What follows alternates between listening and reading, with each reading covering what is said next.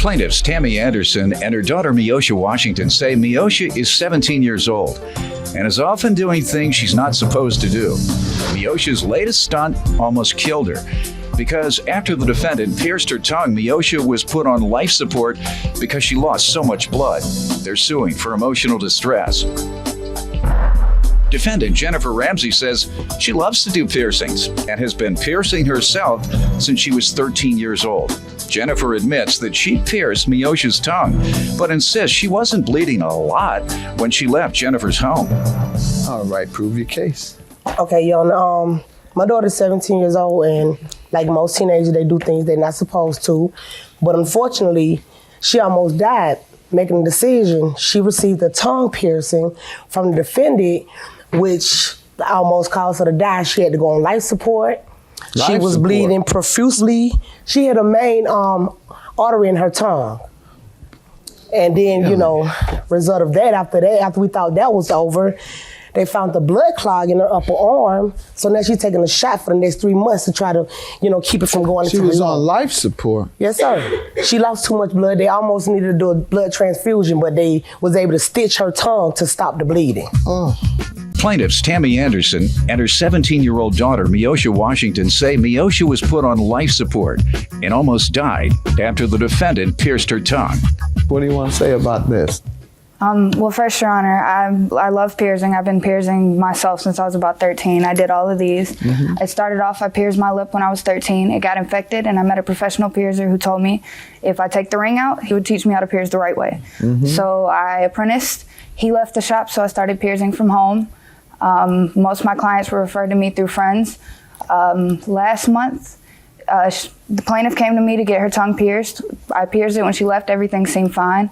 About 4 days later, I got a call from her mother telling me that she had been in the hospital. That's not true, yo.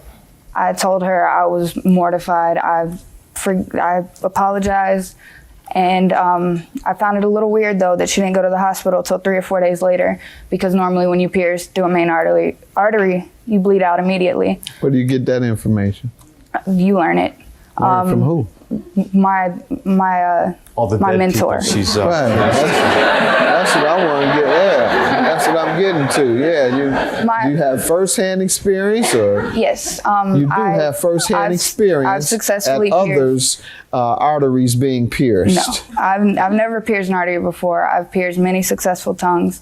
Your Honor, she was bleeding from the day she got it, and she gave her some water when she was bleeding. Then she called her back the next day and said it won't stop bleeding. So she advised her to eat plenty of ice and use a half a bottle of mouthwash. She said it's gonna bleed, but it'll stop, but she can tell you better. Go ahead, young lady.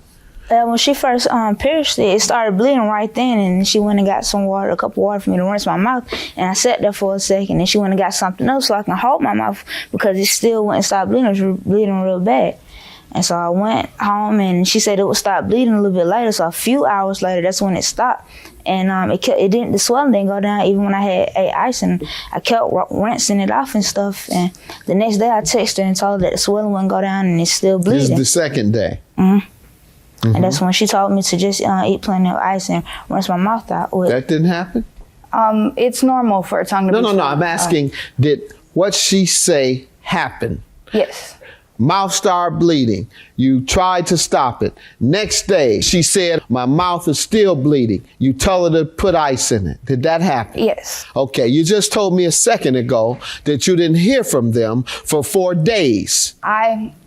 The numbers in my phone, I don't save numbers, so when people No, I did not. That wasn't the discussion. Yeah. The discussion was whether you had heard from them. You volunteered, trying to escape liability, obviously, said, well, usually it would happen immediately. Well, it did happen immediately by your own admission. After she said her mouth was bleeding, you had to go get her something. The next day it was still bleeding. You tried to act as if it didn't start being a problem until 4 days later.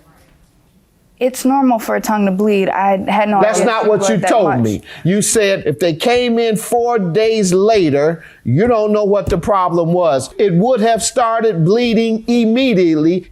And when she testified that it did begin bleeding immediately, that's when you now want to change your story, admitting that you did hear from her that day and the next day, not 4 days later, as you claim. Yes. Well, it's normal for a tongue to swell up and sometimes even to bleed.